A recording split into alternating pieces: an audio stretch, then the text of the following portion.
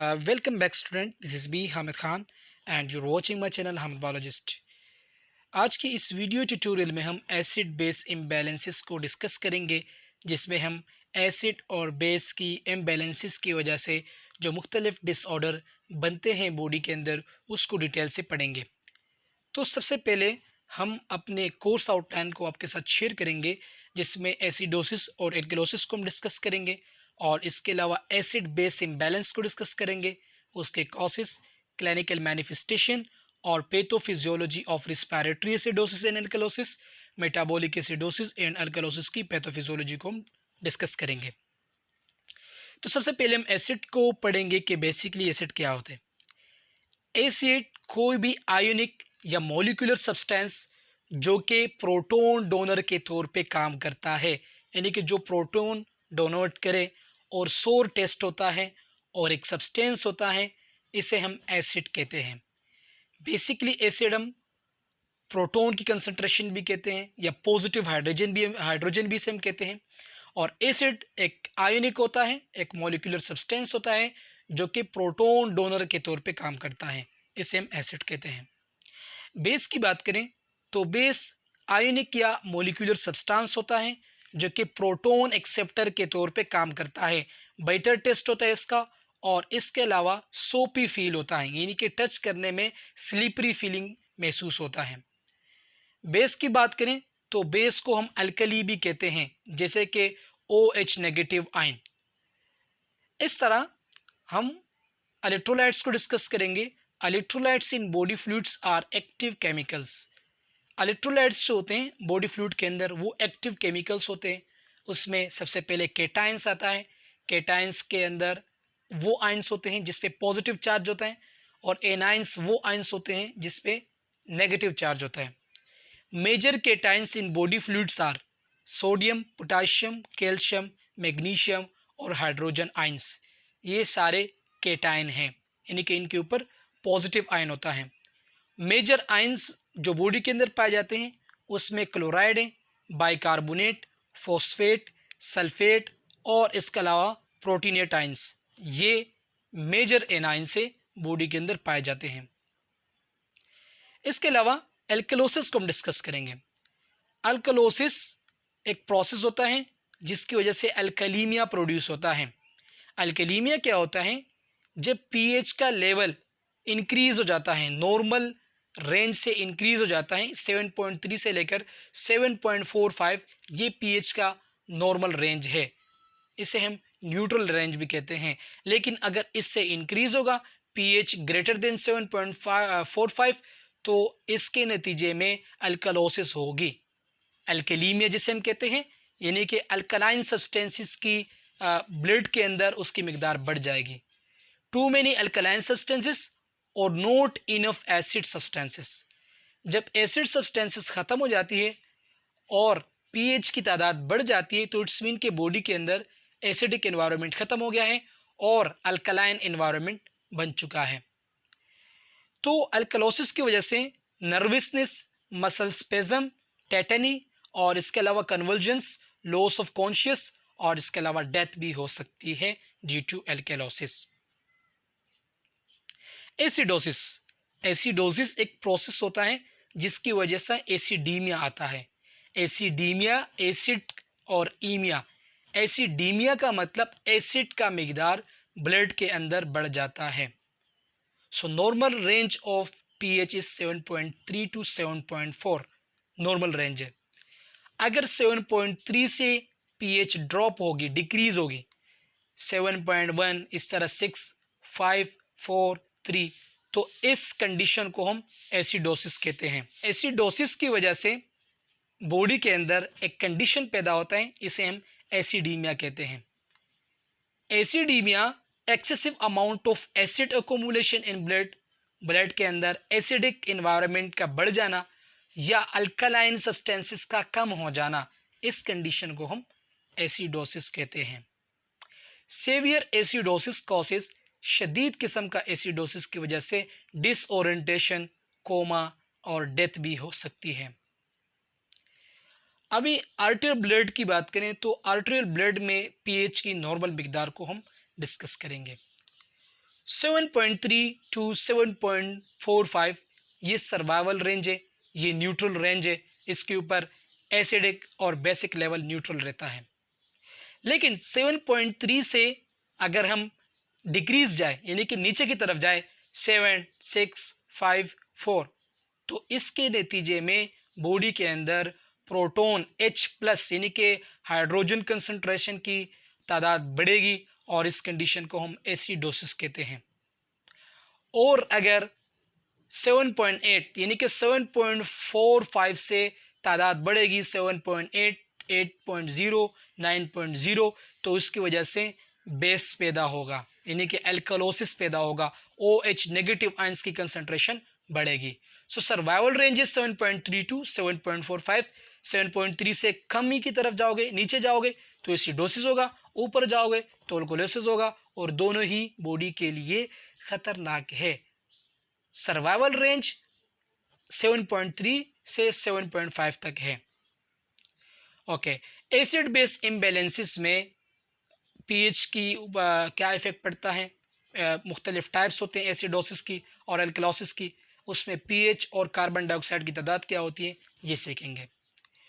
तो एसिडोसिस में basically acid और बेस इम्बैलेंस में दो किस्म के होते हैं, एक मेटाबॉलिक एसिडोसिस या एल्कलोसिस होता है और दूसरा रिस्पायरेटरी एसिडोसिस या एल्कलोसिस होता है। मेटाबॉलिक एसिडोसिस में पीएच की तादाद डिक्रीज होगी और कार्बन डाइऑक्साइड की तादाद नॉर्मल से लो की तरफ जाएगा, यानी कि मेटाबॉलिक एसिडोसिस में पीएच भी कम होगी और कार्बन डाइऑक्साइड भी कम होगा। मेटाबॉलिक एल्कलोसिस में पीएच की तादाद इंक्रीज होगी क्योंकि अल्कलाइन की तरफ जा रहा है और कार्बन डाइऑक्साइड की तादाद भी इंक्रीज होगी। इस तरह रिस्पायरेटरी एसिडोसिस में पीएच की तादाद डिक्रीज होगी और कार्बन डाइऑक्साइड की तादाद भी डिक्रीज होगी, सिमिलर लाइक मेटाबॉलिक एसिडोसिस। सो मेटाबॉलिक एसिडोसिस और रिस्पायरेटरी एसिडोसिस दोनों में पीएच भी डिक्रीज होगा, कार्बन डाइऑक्साइड भी डिक्रीज होगा और इसके अलावा मेटाबॉलिक एल्कलोसिस और रिस्पायरेटरी एल्कलोसिस इसमें दोनों में पीएच भी इंक्रीज होगा और इसके अलावा कार्बन डाइऑक्साइड भी इंक्रीज होगा।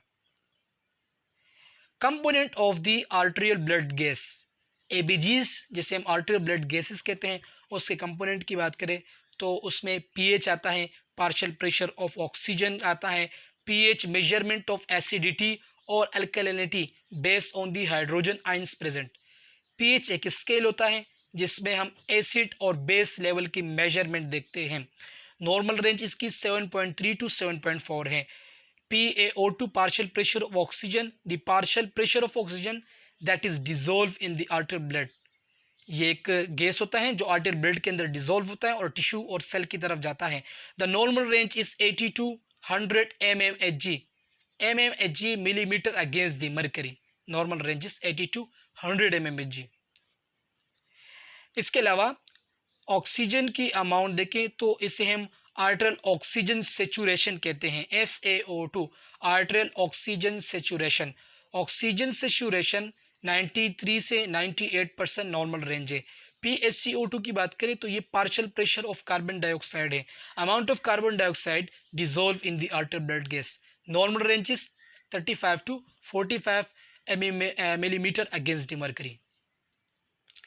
इसके अलावा HCO3 बाइकार्बोनेट, इसे हम बाइकार्बोनेट कहते हैं और बाइकार्बोनेट जो है इसकी स्पेसिफिक वैल्यू होती है, स्पेसिफिक ब्लड स्ट्रीम के अंदर स्पेसिफिक वैल्यू होती है और 22 से लेकर 26 मोल इक्विवेलेंट पर लीटर इसकी नॉर्मल वैल्यू है बाइकार्बोनेट की। ओके, जैसे पीछे आपको बताया, पीछे आपको समझाया कि अगर एसिडिटी होगी तो पीएच ड्रॉप होगी और एल्कलोसिस होगा तो पीएच इंक्रीज होगा नॉर्मल रेंज के बजाय। इस तरह एसिडोसिस में कार्बन डाइऑक्साइड की पार्शियल प्रेशर इंक्रीज होगी और बाइकार्बोनेट की डिक्रीज होगी और एल्कलोसिस में कार्बन डाइऑक्साइड की तादाद डिक्रीज होगी और इसके अलावा मेटाबॉलिक यानी कि बाइकार्बोनेट इंक्रीज होगी।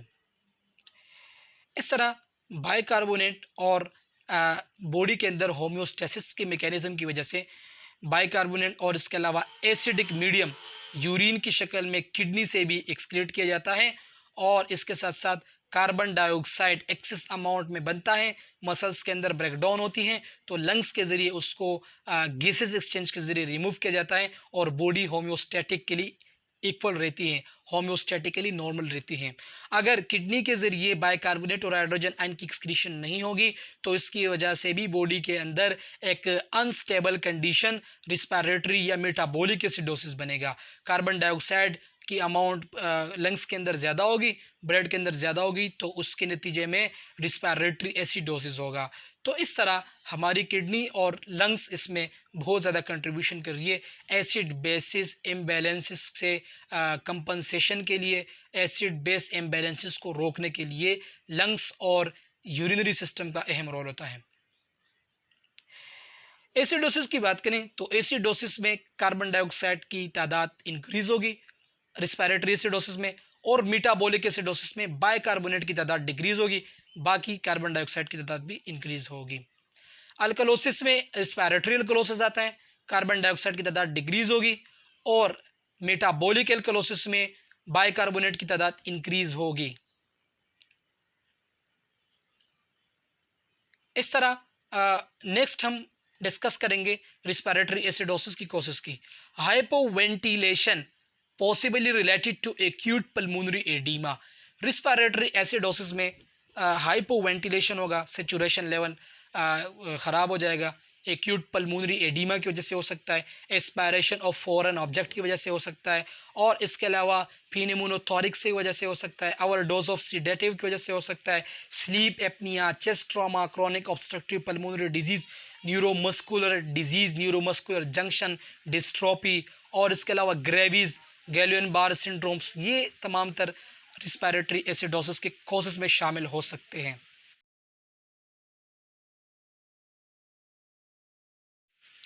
क्लिनिकल फीचर्स में इसमें इसके बहुत सारे सिम्टम्स है। रिस्पायरेटरी रेट के ऊपर इफ़ेक्ट पड़ सकता है, पल्स रेट इंक्रीज़ हो जाएगा, और इसके अलावा हाइपर कैपनिया यानी कि कार्बन डाइऑक्साइड की तादाद बढ़ जाएगी, ब्लड प्रेशर बढ़ जाएगा, मेंटल क्लाउडनेस आएगी, और इसके अलावा कन्फ्यूजन होगी, सेरिब्रोवास्कुलर वोजोडाइलेशन होगी, सेरिब्रोवास्कुलर एडीमा हो सकता है, वेंट्रिकुलर फिब्रिलेशन हो सकता है, और इसके अलावा हाइपरकेलीमिया हो सकता है, साइनोसिस हो सकता है, टैकिपीनिया हो सकता है। ये सारे इसके क्लिनिकल फीचर में शामिल हैं। रिस्पायरेटरी एल्कलोसिस की बात करें तो रिस्पायरेटरी एल्कलोसिस की कॉजेज में फर्दर हाइपरवेंटिलेशन है, और इसके अलावा anxiety, hypoxia, high altitude, excessive ventilator assistance, pregnancy, fever, initial stage of pulmonary एम्बुलस, या इसके अलावा पल्मोनरी ट्यूमर। मेटाबॉलिक एसिडोसिस की क्लिनिकल फीचर्स में हेडेक है, कन्फ्यूजन है, ड्राउनेस है, इंक्रीज रिस्पायरेशन रेट है, और इसके अलावा नोजिया, वोमिटिंग, कार्डिक आउटपुट में प्रॉब्लम आ जाना, dysrhythmia, shocks, high blood decrease blood pressure, cold, और इसके अलावा क्लैमी स्किन, ये इसके क्लिनिकल फीचर्स है यानी कि मैनिफेस्टेशन है। और कोसिस में डायबिटिक कीटो एसिडोसिस है, डायरिया है, और इसके अलावा सेलिसाइलेट ओवरडोज है, रीनल फेलर है, ये इसके कॉजेज़ में शामिल हैं। इसमें मेटाबॉलिक एल्कलोसिस की कॉजेज़ में लॉस ऑफ गैस्ट्रिक सिक्रीशन है, ओवर यूज़ ऑफ एंटासिड है, पोटेशियम वेस्टिंग डायूरेटिक, थायज़ाइड्स हो गए, और इसके अलावा फ्रोसिमाइड हो गए। इसमें एक्सेसिव एड्रीनोकोर्टिकोइड्स हार्मोन्स वगैरह इसकी वजह से भी हो सकता है मेटाबॉलिक एल्कलोसिस। क्लिनिकल फीचर्स में डिजीनेस है, हाइपरटोनिक मसल्स है, इसके अलावा टैकीकार्डिया है, इंक्रीज पीएच है अबव 7.6, हाइपोकेलीमिया है, प्रीमेच्योर वेंट्रिकुलर कॉन्ट्रैक्शंस, ये इसके क्लिनिकल फीचर्स में शामिल हैं। बहुत बहुत शुक्रिया। आई होप कि आपने इस वीडियो ट्यूटोरियल को इंतहाई आसानी के साथ गेन किया होगा। नेक्स्ट वीडियो ट्यूटोरियल में हम पैथोफिजियोलॉजी का अगला यूनिट डिस्कस करेंगे। शुक्रिया।